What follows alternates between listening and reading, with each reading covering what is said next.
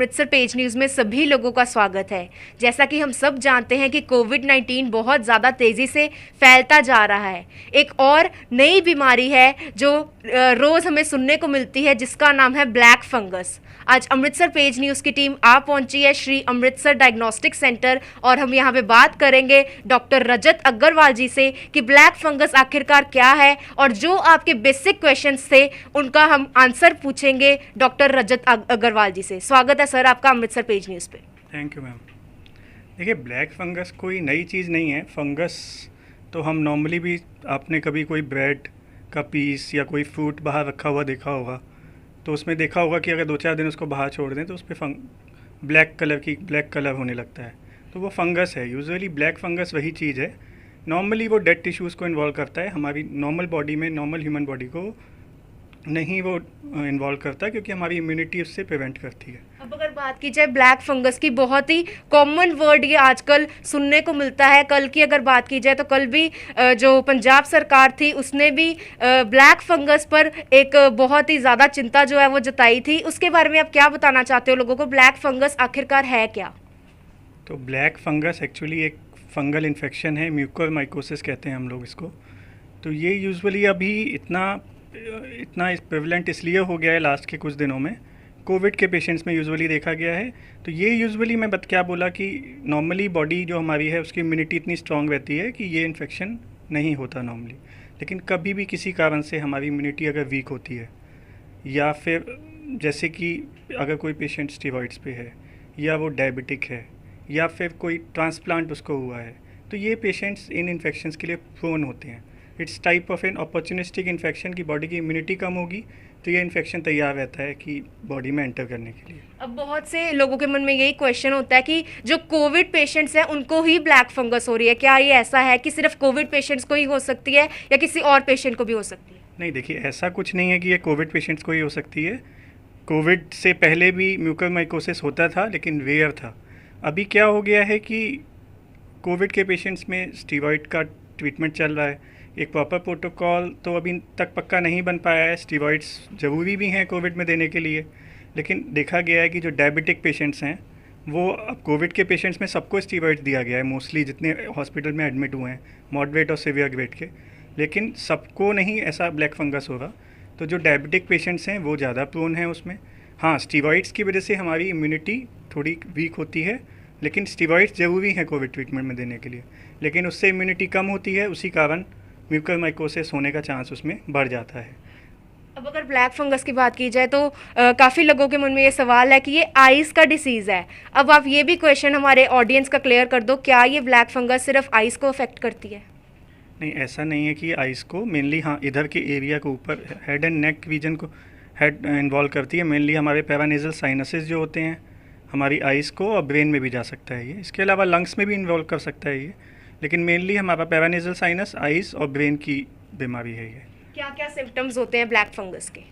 देखिए, symptoms starting phase में normal symptoms की तरह रिप्रेजेंट करेगा, जैसे कि हमारी नेज़ल ब्लॉकेज होगा, अगर किसी को साइनोसाइटिस रहता है, उस तरह की हिस्ट्री, या रेडनेस हो सकती है। तो लेकिन अलार्मिंग सिम्टम्स जानना ज़रूरी है कि कब आपको डॉक्टर को दिखाएं। भाई, आपकी नाक बंद हो गई है तो ऐसा तो नहीं है आप डॉक्टर के पास जाओगे। लेकिन कुछ ऐसे सिम्टम्स हैं, जैसे कि अगर एक डायबिटिक पेशेंट है, उसको नेज़ल ब्लॉकेज हो रहा है, तो प्लीज़ आप, और अगर आपका कोविड का ट्रीटमेंट चला था तो डेफिनेटली आपको एक बार डॉक्टर के पास ज़रूर जाना चाहिए। इसके अलावा अगर आइज़ में रेडनेस आ रही है, इसके अलावा कोई ब्लैक डिस्चार्ज अगर आपकी नोज़ से हो रहा है, इसके अलावा हेडेक जो कि आपके नॉर्मल ट्रीटमेंट से आप घर पे अगर कोई मेडिसिन ले रहे हो उसके बाद भी वो परसिस्ट कर रहा है, और अगर आपकी हिस्ट्री है, इन सब के साथ अगर आपकी हिस्ट्री है कि आपने रिसेंटली कोविड का ट्रीटमेंट करवाया था, या स्टीरॉइड्स आप किसी और ट्रीटमेंट की वजह से ले रहे थे, या आपका कोई ट्रांसप्लांटेशन वगैरह हुआ है कभी पहले, तो ये सब के साथ अगर हिस्ट्री है तो अपने डॉक्टर को ज़रूर आप जाके एक बार विज़िट करिए।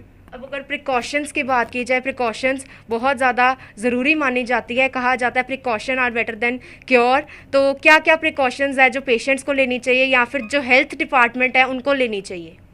देखिए, पेशेंट्स को तो प्रिकॉशन तो ये हैं कि हाथ, अभी भी वही प्रिकॉशंस हैं जो आपके कोविड के लिए थे। आपको हाथ ज़्यादा से ज़्यादा धोने हैं, आपको अपनी इम्यूनिटी स्ट्रॉन्ग करनी है।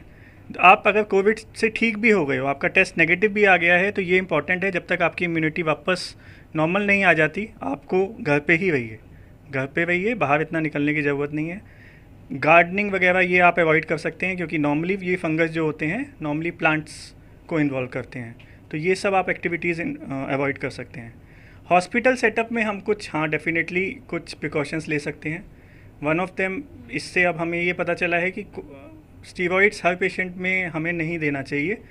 ये हमें अब जज करना चाहिए कि किस पेशेंट को स्टीरॉइड्स की सीरियसली ज़रूरत है, क्योंकि स्टीरॉइड से डेफिनेटली इम्यूनिटी कम होगी तो अपॉर्चुनिस्टिक इन्फेक्शन के चांसेस बढ़ेंगे। तो स्टीरॉइड्स का यूज़ सही जगह पे होना बहुत ज़रूरी है। सेकेंडली, ये होता कैसे है, स्पोर्स इसके बन जाते हैं फंगस के, तो ये यूजुअली आईसीयू वगैरह सेटिंग्स में, तो हॉस्पिटल्स जो हैं वो रेगुलरली चेक कर सकते हैं कि उनके आईसीयू या सीसीयू यूनिट्स में ये फंगस के स्पोर्स तो नहीं हैं। इसके अलावा ऑक्सीजन अब कितनी ज़रूरी हो गई है कोविड के पेशेंट्स के लिए, तो उसके लिए जो ह्यूमिडिफायर यूज़ होते हैं और जो उनके लिए वाटर यूज़ होता है उसका स्टेराइल होना बहुत ज़रूरी है। तो ये सब छोटी छोटी चीज़ें हैं जो शायद हॉस्पिटल्स को भी ध्यान देना चाहिए, और पेशेंट्स को अपने लेवल पे यही ध्यान देना चाहिए, अपनी इम्यूनिटी स्ट्रांग रखिए। और आपको कुछ भी अलार्मिंग सिम्टम्स आपको लगें, नेज़ल ब्लॉकेज से रिलेटेड, आइज़ रेड हैं आपकी, परसिस्टेंट हेडेक है, और अगर आपकी डायबिटीज़ की हिस्ट्री है, रिसेंट कोविड ट्रीटमेंट की हिस्ट्री है, हॉस्पिटलाइजेशन की हिस्ट्री है, तो इन सब का प्लीज़ ध्यान रखिए और अपने डॉक्टर को एक बार विजिट करिए। अगर क्योर की बात की जाए तो क्या इसका कैसे ठीक हो सकती है ये ब्लैक फंगस? कोई सर्जरी होती है या कोई मेडिकेशंस होती है जो पर्टिकुलरली पेशेंट्स को लेनी पड़ती हैं? नहीं, आपको इसमें सेल्फ ट्रीटमेंट नहीं करना है, आपको डेफिनेटली डॉक्टर के पास विज़िट करना है। हाँ, लेकिन ये थोड़ा इन्वेजिव है, तो अगर आप अर्ली डॉक्टर के पास पहुँचोगे तो it can be treated, it can be cured. Medicine होती हैं, एम्फोटेरिसिन होती है, वो उसका बहुत अच्छा रिस्पॉन्स रहता है। हाँ, अगर जितना सीवियरिटी डिसीज़ की बढ़ती जाएगी उसके बाद अगर पेशेंट पहुँचेगा तो डेफिनेटली फिर ट्रीटमेंट प्लान्स चेंज करने पड़ते हैं। एंटी फंगल्स कुछ ज़्यादा टाइम तक भी देनी पड़ती हैं, और अगर ज़्यादा इन्वॉल्वमेंट है हाँ तो सर्जरी की ज़रूरत भी पड़ सकती है। Thank you so much doctor Rajat Agarwal ji. मैं यही एक्सपेक्ट करती हूँ कि जो लोगों के मन में डाउट्स होंगे वो अब क्लियर हो चुके होंगे। आज अमृतसर पेज न्यूज़ की टीम स्पेशली आई थी श्री अमृतसर डायग्नोस्टिक सेंटर, और डॉक्टर ने भी हमें अपना वैल्यूएबल टाइम दिया। सबसे पहले तो थैंक यू सो मच, आपने लोगों के मन में जो क्वेश्चंस थे उनको क्लियर किया। Thank you ma'am, thank you. और हमारी अमृतसर पेज न्यूज़ टीम की भी ये ड्यूटी होती है कि जो लोगों के मन में सवाल हैं उसका जवाब ढूंढने की हम कोशिश करते हैं। थैंक यू सो मच, ऐसे ही जुड़े रहें हमारे साथ।